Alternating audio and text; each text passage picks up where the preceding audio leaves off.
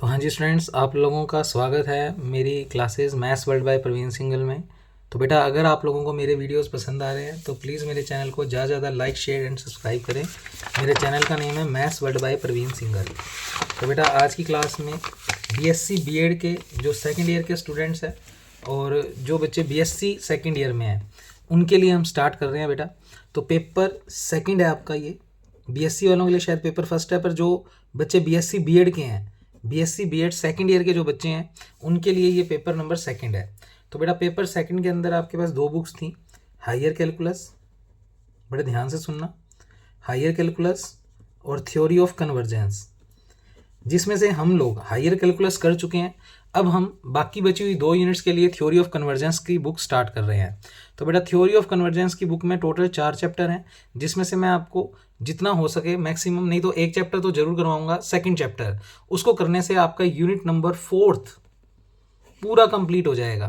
तो बेटा, 3 यूनिट्स तो आपने हायर कैलकुलस में कर लिए हैं और 2 यूनिट आपके इस बुक में हैं, जिसमें से एक चैप्टर नंबर 2 करने पर आपका यूनिट नंबर 4 पूरा अच्छे से कंप्लीट हो जाएगा।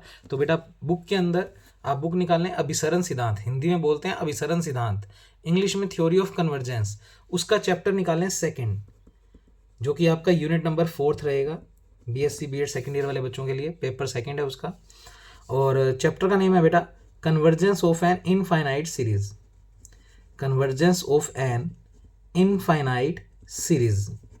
वीडियो में आप साथ साथ लिख भी सकते हैं, अदरवाइज आप समझ लोगे ना सिर्फ, तो ही पेपर के अंदर आपका सारा क्वेश्चन हो जाएगा। तो इस क्वेश्चन के अंदर इसके जो वीडियोस हैं वो सिर्फ देखने मात्र से ही आपको सारी कैलकुलेशंस आ जाएंगी और प्रैक्टिस के लिए आपके पास बुक होगी तो आप क्वेश्चन सारे कर सकते हैं। तो बस आप सिर्फ मेरे को सुनते रहो, अपने आप ये सारा कंसेप्ट समझ आ जाएगा।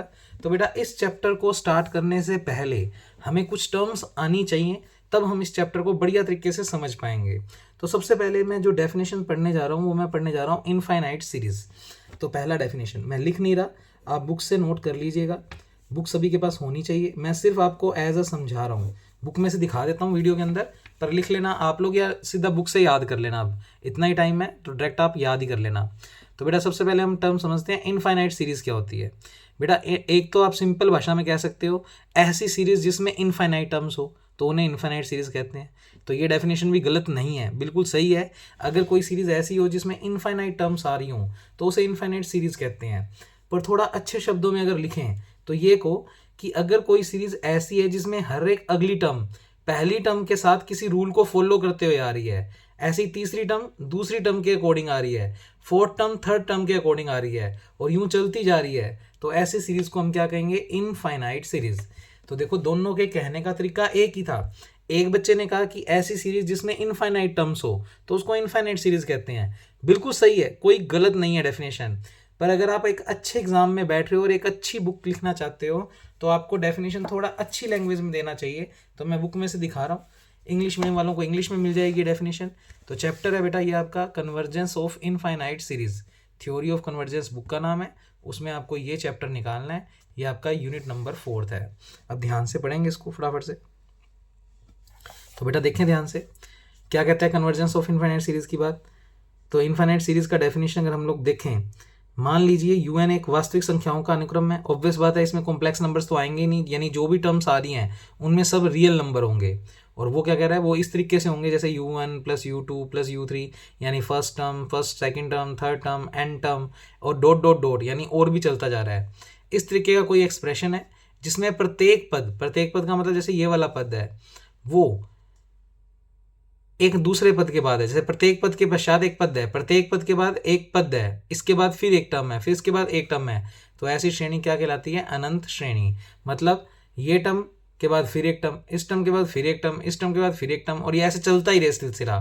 तो इसे क्या कहते हैं, इनफाइनाइट सीरीज।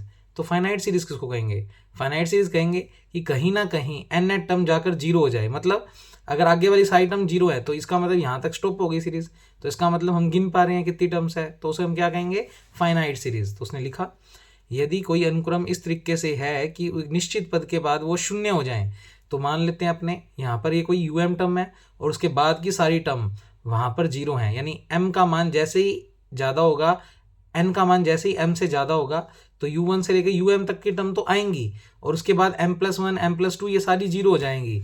तो वो कहता है u1 से लेकर un तक, जहाँ पर un का मान 0 जब भी n का मान m से ज़्यादा, मतलब m के बाद अगर m+1 आएगा तो m+1 m से ज़्यादा है, और उस केस में उसकी वैल्यू क्या लेनी है, 0।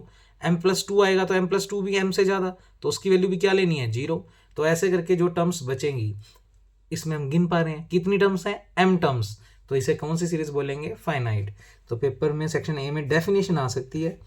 अगर आपको लग रहा है कि ये चैप्टर हमें तो मुश्किल लग रहा है, तो वो आपकी गलत फहमी रहेगी। बेटा बहुत इजी चैप्टर है, हमें इनमें टेस्ट पढ़ने हैं और वो सारा प्रैक्टिकल है, मतलब सारा, इसमें एक भी थ्योरी नहीं है, सब कुछ प्रैक्टिकल करना है इस चैप्टर के अंदर। तो और उससे रिलेटेड ही क्वेश्चन आते हैं, तो बड़े आराम से समझ जाओगे। फर्स्ट दिन जब भी हम कोई नया चैप्टर करते हैं तो एक बार हमें वो मुश्किल लगता है, पर जैसे ही हम उसकी आगे के काम को देखते हैं तो वो चैप्टर हमारे लिए ईजी होने लग जाता है। तो इस चैप्टर में भी आपके साथ कुछ ऐसा ही होगा, तो इस चैप्टर को छोड़ के जाने की गलती मत करना। उन 3 से भी इजी है, हायर कैलकुलस तो करके जानी है, उसके बिना तो इस पेपर के अंदर मार्क्स आएंगे ही नहीं, पर साथ में अगर ये चैप्टर और कर जाते हो तो आपका स्कोर बहुत अच्छा हो जाएगा।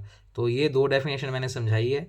इनफाइनाइट सीरीज़ का मतलब अगर हर एक टर्म के बाद दूसरी टर्म आती जाए तो इसे अनंत श्रेणी कहते हैं।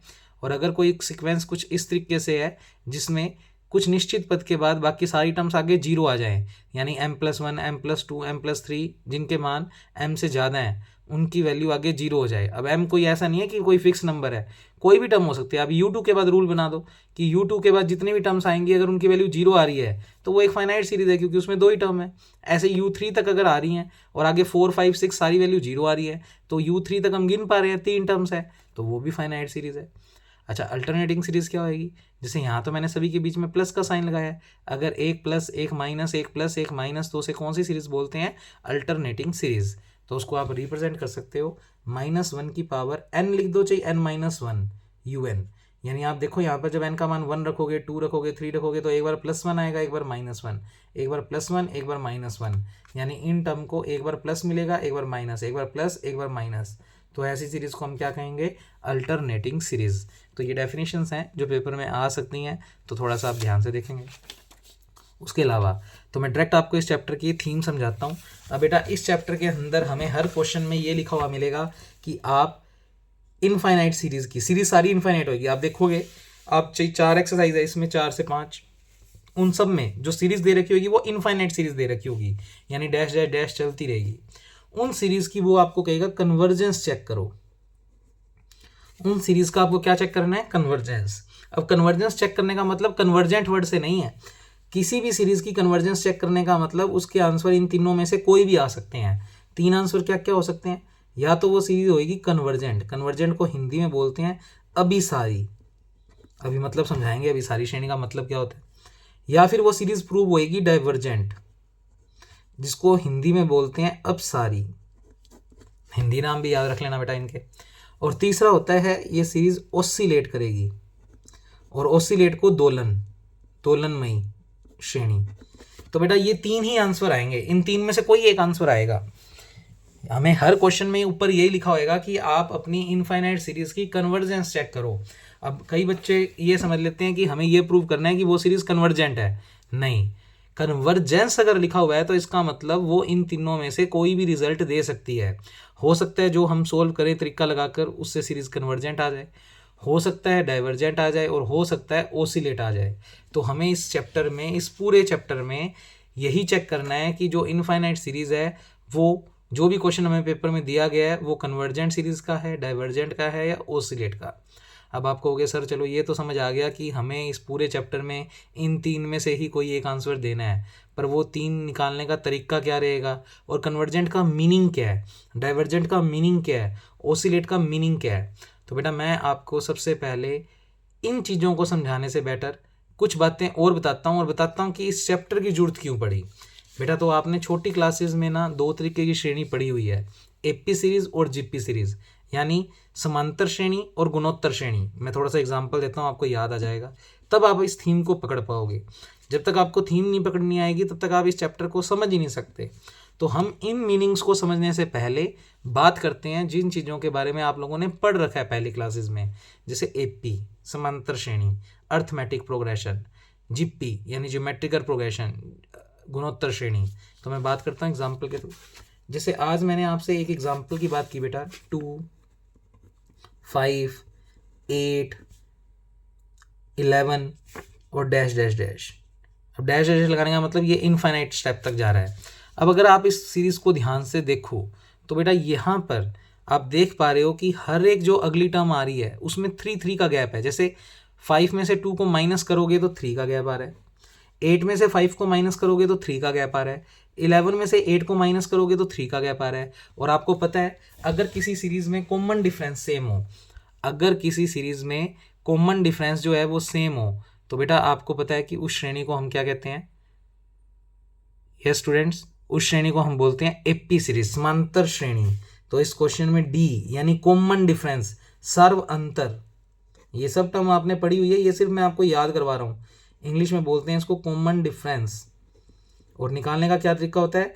आप दो टर्म लगातार वाली को माइनस कर दो। तो जैसे मैं 5 - 2 कर रहा हूँ तो भी 3 आ रहा है, 8 - 5 कर दो तो भी 3 आ रहा है। लगातार की कोई भी दो टर्म माइनस कर दो, अगर उनका गैप सेम आ रहा है तो वो एक समांतर श्रेणी है। तो बेटा इस क्वेश्चन के अंदर जो सीरीज दी हुई है वो एपी सीरीज है, समांतर श्रेणी। अब समांतर श्रेणी है तो अगर इसकी कोई एनवी टर्म निकालनी है, एनवी टर्म निकालनी है मान लो, तो आपने फॉर्मूला पढ़ा हुआ है। एनवी टर्म को निकालने के लिए आप उसको टीएन से रिप्रेजेंट करते थे या एएन से रिप्रेजेंट करते थे। यानी इस सीरीज की एनवी टर्म फॉर्मूला रहा था a + n - 1 × d। ये बातें नोट करनी है क्योंकि जब हम इसके क्वेश्चंस करेंगे इस चैप्टर के तो वहाँ भी सीरीज मिक्स होंगी, एपी भी आ रही होगी, जीपी भी आ रही होगी या कुछ भी और। तो वहाँ पर हम इस तरीके के फॉर्मूले लगाकर उनकी एन टर्म फाइंड आउट करेंगे। फिलहाल इस सीरीज की एन टर्म का फॉर्मूला होता है a + n - 1 × d। ए क्या चीज़ होती है? उस सीरीज की फर्स्ट टर्म। तो यहाँ पर ए जो होता है सीरीज का फर्स्ट टर्म। अब इस एग्जाम्पल के अंदर आप कह सकते हो फर्स्ट टर्म 2 है तो ए का मान तो 2 हो गया। n - 1 यानी एनवी टर्म निकाल रहे हैं तो फॉर्मूला होता है n - 1। ये समझना n - 1 वाली टर्म निकल रही है, n टर्म निकालना है तो यहाँ पर n - 1। अगर n + 1 टर्म निकालनी है तो यहाँ पर n आएगा, ठीक है ना? इस तरीके से वो फॉर्मूला होता है। अच्छा डी का मतलब सर्वांतर डिफरेंस।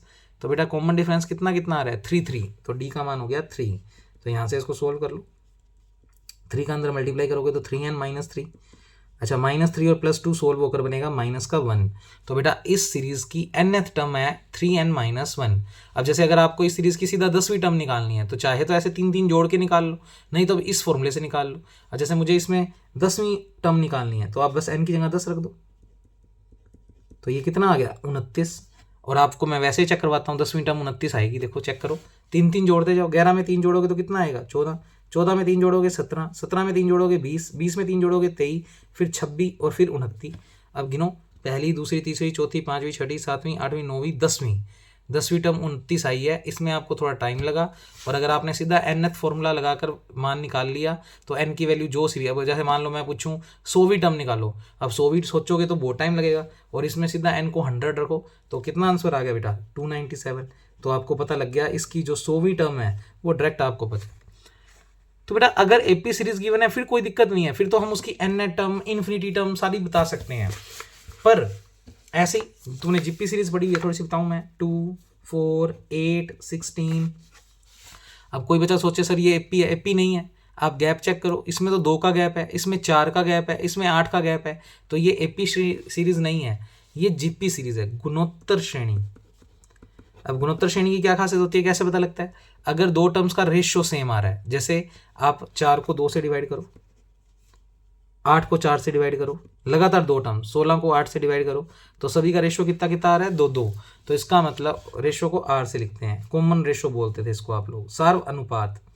तो अगर किसी सीरीज में सार्व अनुपात सेम हो तो वो जीपी सीरीज होती है, और अगर सार्व अंतर सेम हो तो वो एपी सीरीज होती है। अच्छा, इस सीरीज की भी अगर एनवी टर्म निकालनी हो तो टीएन से डिनोट कर दो या एएन से डिनोट कर दो।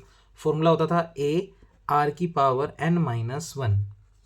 ए क्या चीज़ है? वही फर्स्ट टर्म। तो इस सीरीज की फर्स्ट टर्म क्या है बेटा? 2। आर मतलब सार्वंतर। इस क्वेश्चन में सार्वंतर कितना आया? कुदरती 2। और मैं एन टर्म निकाल रहा हूँ तो ऊपर n-1, तो ओवरऑल आ गया ये 2 की पावर 1 है, बेस से में पावर जुड़ जाएंगी 1 और -1 पावर कट जाएगी तो 2 की पावर n। तो इसकी n टर्म का आंसर आ गया 2 की पावर n। अब कोई बच्चा अगर मेरे को बताना चाहे तीसरी टर्म, तो बेटा n की वैल्यू 3 रख दो, तो 2 का पावर 3 करेंगे तो 8, और चेक कर लो थर्ड टर्म 8 ही आ रही है। ऐसे करके 100वीं टर्म निकालनी हो तो वो भी निकाल सकते हो। तो बेटा ये सीरीज तो वैसी सीरीज है जिनके बारे में आपको पता था, पर अब जब हम इस चैप्टर के क्वेश्चन करेंगे तो उनमें जो सीरीज दे रखी होंगी वो ना तो एपी होंगी ना जिप्पी। हाँ, ए एक्सरसाइज में कुछ क्वेश्चन ऐसे हैं जिसमें जिप्पी सीरीज भी आ रही है, तो वो बात की बात है, पर अधिकतर क्वेश्चन में वो ना तो जिप्पी होंगे ना एपी होंगे। तो ऐसी सीरीज को फिर आगे चेक करना है कि वो कन्वर्जेंट होगी, डाइवर्जेंट होगी, ओसिलेट होगी, तो फिर हमें इस चैप्टर को पढ़ने की ज़रूरत है। तो इस चैप्टर की थीम ही है कि इस चैप्टर को पढ़ना इसलिए ज़रूरी है क्योंकि अभी तक हमने सीरीज़ के बारे में 2-3 सीरीज़ ही ढंग की पढ़ रखी हैं। कोई मिक्स सीरीज़ हो या वो एपी जिप्पी ना हो तो वो सीरीज़ का आगे बिहेवियर क्या रहेगा उसको चेक करने के लिए ये चैप्टर बना है, convergence of an infinite series. तो बाकी जब हम भी इसके क्वेश्चंस करेंगे तब बेटर समझ आएगा। आज मैं सारा बेसिक करवा रहा हूँ और आज की क्लास बड़ी इंपॉर्टेंट है।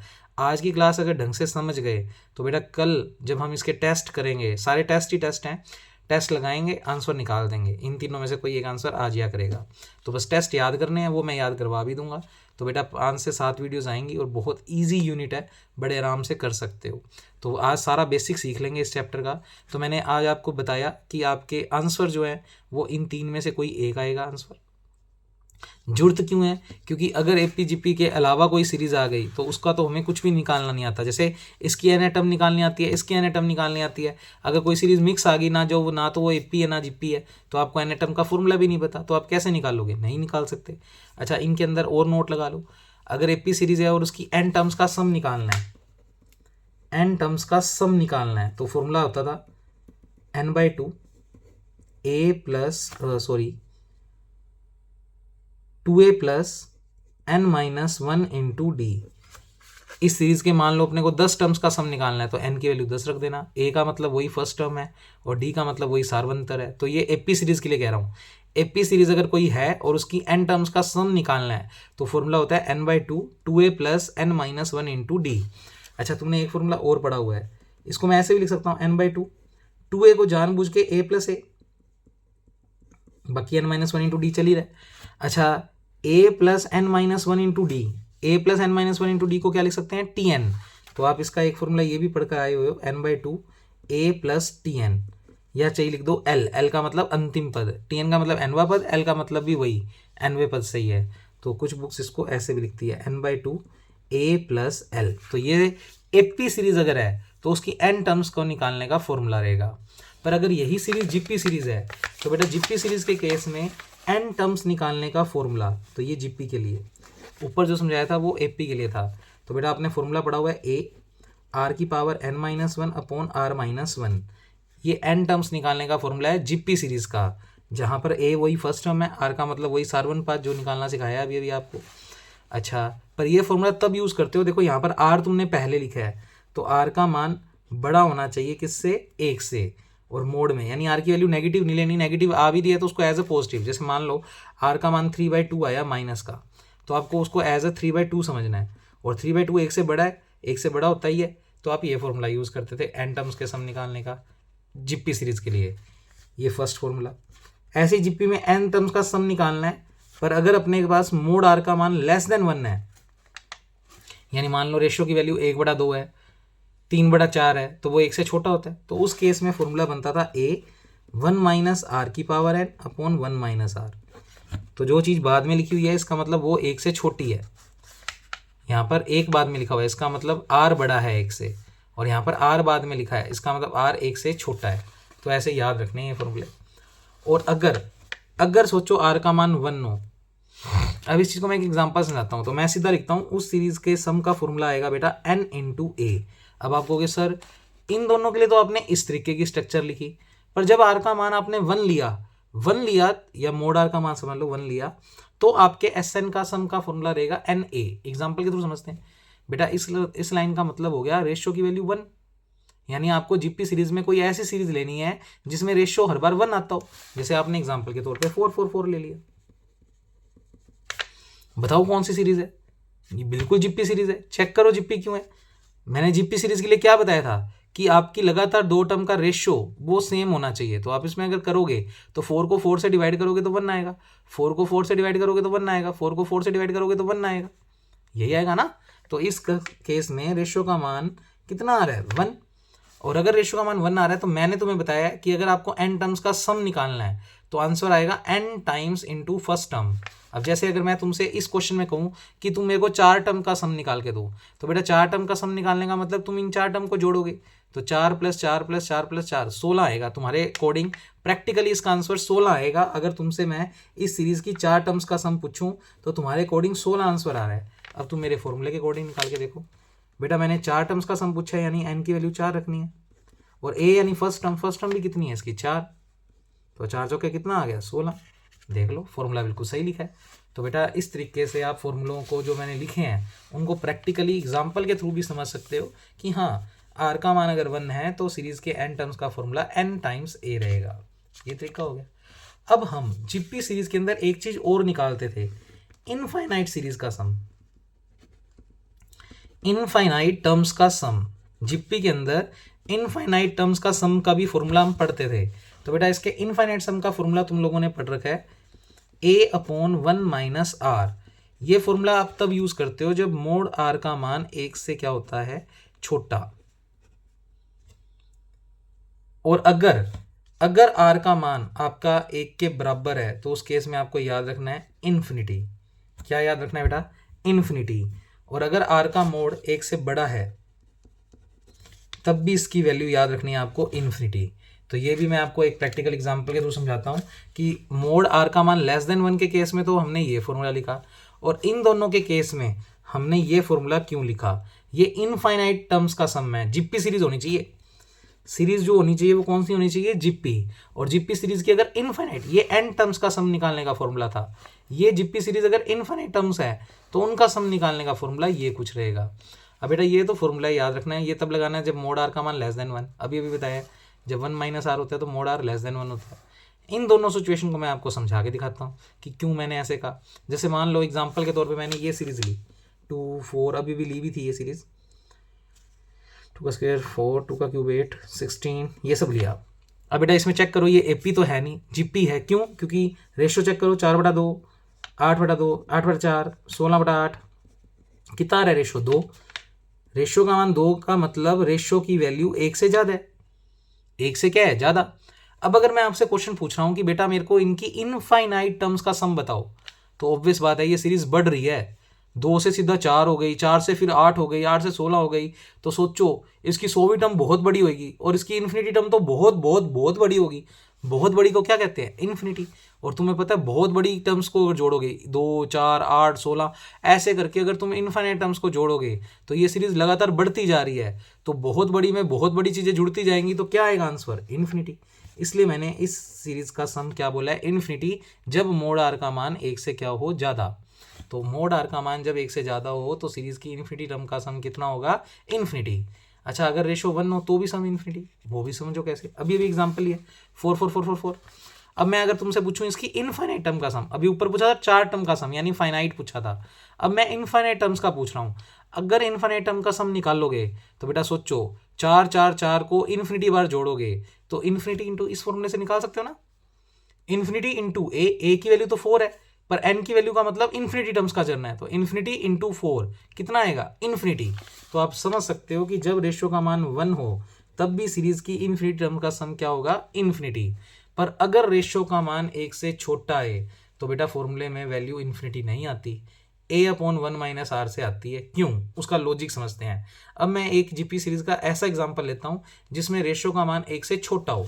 देखते हैं बेटा, मैंने एग्जांपल लिया, जो ये एग्जांपल लिया था ना, इसमें सभी को 1/, कर दो, यानी 1/2, 1/4, 1/8, 1/16। अब देखो ये सीरीज कौन सी है? ये भी जीपी है। आप रेशियो निकालो, 1/4 को 1/2 से डिवाइड करो। रेशियो निकालने का तरीका होता है सेकंड टर्म को फर्स्ट टर्म से डिवाइड कर दो, तो 1/4 को डिवाइड कर दो 1/2 से, तो बेटा ये 2 ऊपर जाएगा तो ये बनेगा 2/4, कुल मिलाकर आ गया 1/2। तो बेटा r की वैल्यू आ गई 1/2, और 1/2 का मतलब होता है वो 1 से छोटा, रेशियो का मान 1 से छोटा। तो आप इस फॉर्मूले से निकालोगे इन्फिनिटी सीरीज का सम। अभी देखते हैं कैसे आएगा। तो फिलहाल रेशियो 1/2 आ रहा है। अगर आप अभी श्योर नहीं हो कि रेशियो की वैल्यू ये कैसे आई तो आप ये वाली सीरीज ले लो, 1/8 को 1/4 से डिवाइड कर दो, 1/8 को 1/4 से डिवाइड कर दो तो 4 ऊपर चला जाएगा, तो 4/8, ये भी कटकर कितना आया? 1/2। अगर सीरीज का रेशियो सेम आ रहा है इसका मतलब वो जीपी सीरीज है, तो डेफिनेटली ये जीपी सीरीज है। अब अगर मैं तुमसे पूछूं कि इसकी इनफाइनाइट सीरीज का सम कितना होगा, तो आप ये मत कहो कि सर इन्फिनिटी टर्म्स हैं तो इन्फिनिटी आएगा, नहीं आएगा। आप खुद सोचो, दिमाग लगाओ।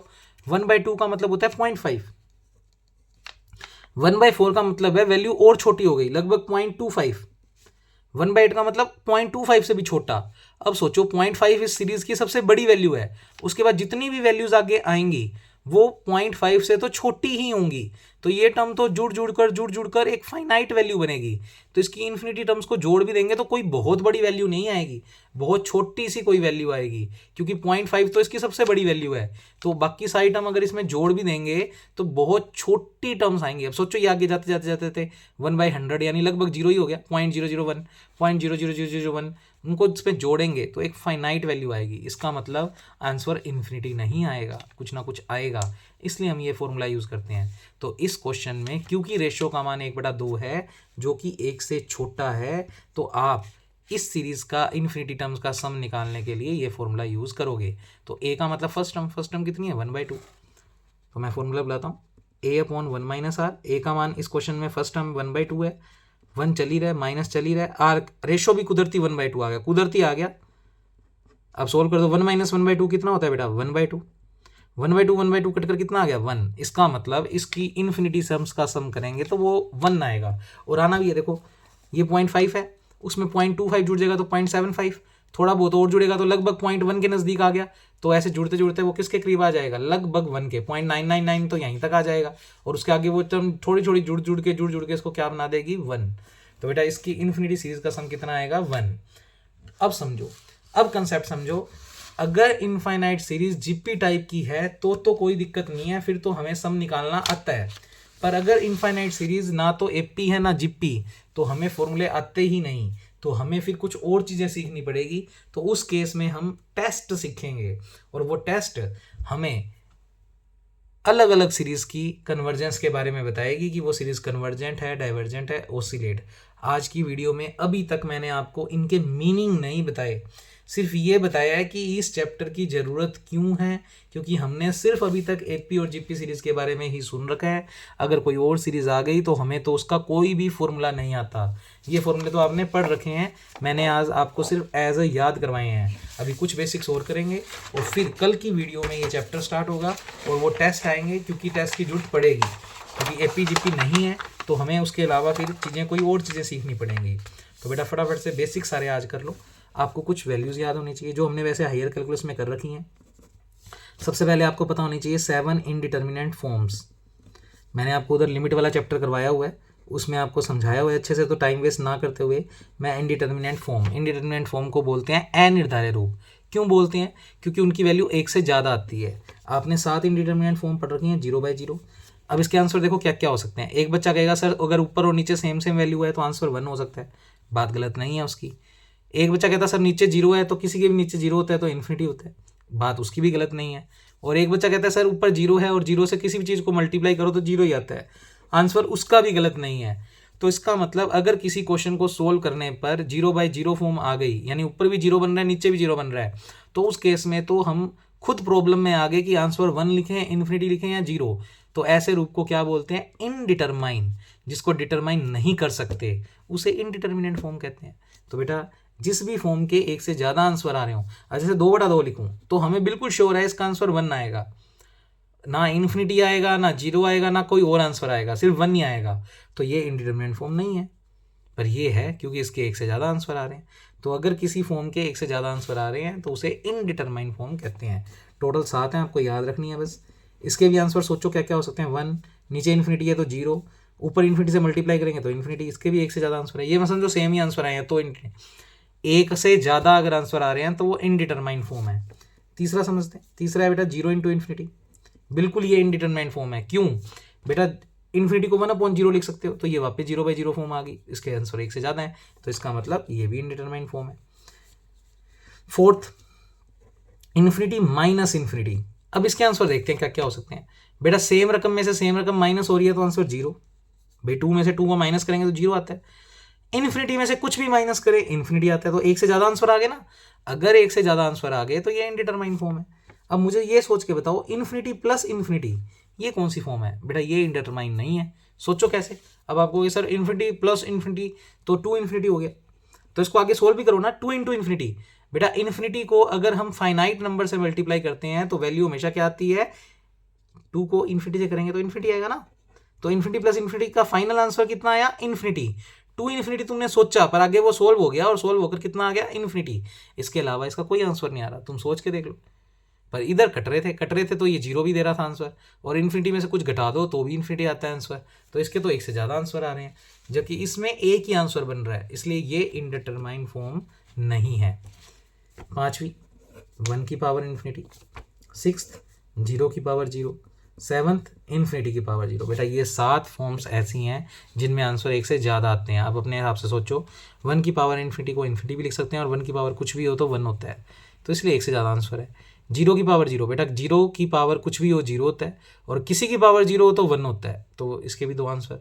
ऐसे ही इन्फिनिटी की पावर कुछ भी हो इन्फिनिटी, और इन्फिनिटी अगर 0 है तो उसका आंसर 1 भी हो सकता है, तो एक से ज़्यादा आंसर आ रहे हैं। तो अगर अपने क्वेश्चन को सोल्व करने पर इन 7 में से कोई फॉर्म आ रही है तो आप फिलहाल उस क्वेश्चन को किसी और तरीके से सोल्व करते हो, क्योंकि ये इनडिटरमाइन फॉर्म है, इसके आंसर एक से ज़्यादा हैं, तो आप क्वेश्चन को कभी भी इस फॉर्मेट में नहीं लेके जाते। अगर इन फॉर्मेट में बन रहा है क्वेश्चन तो आप उसको किसी तरीके से इन फॉर्म्स को बनने से रोकोगे और रखने के बाद आपका आंसर आएगा। तो ये 7 इनडिटरमाइन फॉर्म है, इस केस में कभी आंसर नहीं छोड़ते। मेन इंपॉर्टेंट अपनी ये वाली थीम रहेगी इस चैप्टर के अंदर। तो मैं आपको इसके एग्जांपल पहले ही समझा देता हूँ कि जब भी क्वेश्चन में इन्फिनिटी बाय इन्फिनिटी फॉर्म आ रही हो तो उसको कैसे सोल्व करते हैं और इस फॉर्म को बनने से कैसे रोकते हैं। जैसे मैंने एग्जाम्पल लिया बेटा, limit n tendings to infinity n² plus 6n plus 2 divide by n² plus 3n plus 5, कुछ ऐसा क्वेश्चन है मान लो। पहले चेक करो कि इस वक्त लिमिट पुट करने पर कोई तकलीफ हो रही है क्या, मतलब लिमिट पुट करने पर इन 7 में से कुछ बन रहा है क्या। अगर बन रहा है तो अपने को इस क्वेश्चन को पहले थोड़ा अलग तरीके से सोल्व करना पड़ेगा। तो चेक करते हैं बेटा, अगर मैं इस वक्त n को इन्फिनिटी रखता हूँ तो इन्फिनिटी का स्क्वायर कितना होता है, इन्फिनिटी। 6 इंटू इन्फिनिटी भी इन्फिनिटी, और उसमें 2 जोड़ भी देंगे तो भी क्या आएगा, इन्फिनिटी। तो आफ्टर अप्लाइंग लिमिट ऊपर आ रहा है इन्फिनिटी, और सेम प्रोसीजर अगर नीचे भी अगर इन्फिनिटी रखोगे तो पूरा सोल्व करने के बाद ये क्या आ रहा है, इन्फिनिटी। यानी ये तो इनडिटरमाइन फॉर्म बन रही है, तो इस वक्त लिमिट अप्लाई नहीं कर सकते। लिमिट सिर्फ तब अप्लाई करोगे जब आपकी इनडिटरमाइन फॉर्म बनना बंद हो जाए। अभी तो नहीं बन रही, अभी तो बन रही है, तो अभी तो लिमिट अप्लाई नहीं कर सकते। तो बेटा ये वाली फॉर्म जब भी बने तो क्वेश्चन को सोल्व करने का तरीका होता है कि आप जो स्टेप ऊपर इन्फिनिटी बनवा रहा है उसको कॉमन ले लो, ऐसे नीचे जो स्टेप इन्फिनिटी बना रहा है उसको कॉमन ले लो, या सिंपल भाषा में कहूँ तो ऊपर और नीचे से n की मैक्सिमम पावर्स कॉमन ले लो, अपने आप ये फॉर्म बननी बंद हो जाएगी। तो इस फॉर्म को ईजी बनाने का सबसे बेस्ट तरीका यही है कि जो टर्म इन्फिनिटी बना रही है या ऊपर नीचे से हाईएस्ट पावर को कॉमन ले लो, अपने आप ये फॉर्म बननी बंद हो जाएगी और फिर लिमिट अप्लाई कर दोगे। जैसे मैं करके दिखाता हूँ बेटा, इस स्टेप में इसको इन्फिनिटी बना रहा है, ये इन्फिनिटी बना रहा है, तो ये n की मैक्सिमम पावर्स हैं, इनको कॉमन ले लो। अगर मैं ऊपर से n² कॉमन लेता हूँ तो ये 1, इसमें से n² कॉमन लिया तो एक n बच जाएगा। इसके पास तो n² है ही नहीं, कॉमन ले लिया तो 2 के नीचे n² चला जाएगा। ऐसे नीचे से भी n² कॉमन ले लिया मैक्सिमम पावर, तो 1 एक n नीचे चला जाएगा, और 5 के पास है ही नहीं तो n²। अब क्या हुआ, n² से n² कट गया, मतलब जो स्टेप इन्फिनिटी बना रहा था वो तो कट गया। अब लिमिट अप्लाई करके देखो 1 नीचे यहाँ पर इन्फिनिटी रखेंगे तो 6 अपॉन इन्फिनिटी कितना होता है, 0। ऐसे 2 अपॉन इन्फिनिटी का स्क्वायर, बेटा इन्फिनिटी का स्क्वायर क्या होता है, इन्फिनिटी, और 2 अपॉन इन्फिनिटी कितना होता है, 0। तो ओवरऑल ये दोनों टर्म 0 बन गई, और 1 उसमें जोड़ेंगे तो ऊपर 1 आ रहा है, ऊपर क्या आ रहा है, 1। नीचे भी देखते हैं, 1 plus 3 by infinity 5 by infinity का स्क्वायर, ये दोनों टर्म तो 0 हो जाएंगे, और उसमें 1 जोड़ेंगे तो क्या आएगा, 1। ओवरऑल आंसर आ गया 1। तो बेटा ये फॉर्म बनने से बंद हो गई। तो इसको बंद करने का तरीका यही है कि ऊपर नीचे से n की मैक्सिमम पावर क्या ले लो, कॉमन। और इस चैप्टर में मैं बहुत बार ये काम करूँगा क्योंकि अधिकतर क्वेश्चनों में यही फॉर्म बन रही होगी, और जब ये फॉर्म बन रही होगी तब आपको इस तरीके से करना है। अच्छा, बाकी फॉर्म्स के लिए हमने लिमिट के चैप्टर में कुछ पढ़ा हुआ है, और बाकी साथ साथ जब क्वेश्चन आएंगे तब हम उसमें देख लेंगे। बाकी फॉर्म आती बहुत ही कम है, रेयर आती हैं, सिर्फ यही फॉर्म ज़्यादातर बनेगी या ये बन सकती है। तो इसके लिए मैं अभी फॉर्मूले लिखवाऊंगा, आपको सब चीज़ें लिखवाऊंगा। तो ये सब बेसिक्स आज आपको पढ़ के रखने हैं, जिससे कल जब हम कन्वर्जेंट डाइवर्जेंट के मीनिंग समझें और उसका चैप्टर स्टार्ट करें तो हमें दिक्कत या तकलीफ ना हो। तो ये एक बात है बेटा इंपॉर्टेंट। उसके अलावा आपको कुछ स्टैंडर्ड रिजल्ट्स याद रखने हैं, जैसे मैंने बता रखे हैं। साइन इन्फिनिटी का मान, बेटा साइन की मिनिमम वैल्यू होती है -1 और मैक्सिमम वैल्यू होती है +1, साइन के लिए भी और कोस के लिए भी। तो बेटा कोस या साइन के साथ कोई भी और एंगल आ जाए, चाहे इन्फिनिटी आ जाए, तो उसका मान हाईएस्ट -1 से +1 के बीच में ही होगा। तो इसके लिए हम लाइन लिखते हैं, a finite value between -1 to +1, मतलब इसका आंसर आएगा -1 से 1 के बीच में कोई भी वैल्यू आ सकती है आंसर में। ऐसे कोस इन्फिनिटी के लिए भी सेम लाइन। ई की इन्फिनिटी होता है बेटा इन्फिनिटी, ई की माइनस इन्फिनिटी होता है बेटा 0, और ई की 0 होता है 1। ये सब रिजल्ट्स अपने को जुड़ते रहेंगी, इनको लिख के छोड़ लो एज अ नोट। फिर log 0, बेटा log 0 होता है माइनस इन्फिनिटी। अगर नहीं निकालना आता तो यहाँ पर आप इस स्टेप पे log अप्लाई कर दो, तो log अप्लाई कर दो, log ई की माइनस इन्फिनिटी और यहाँ पर log 0।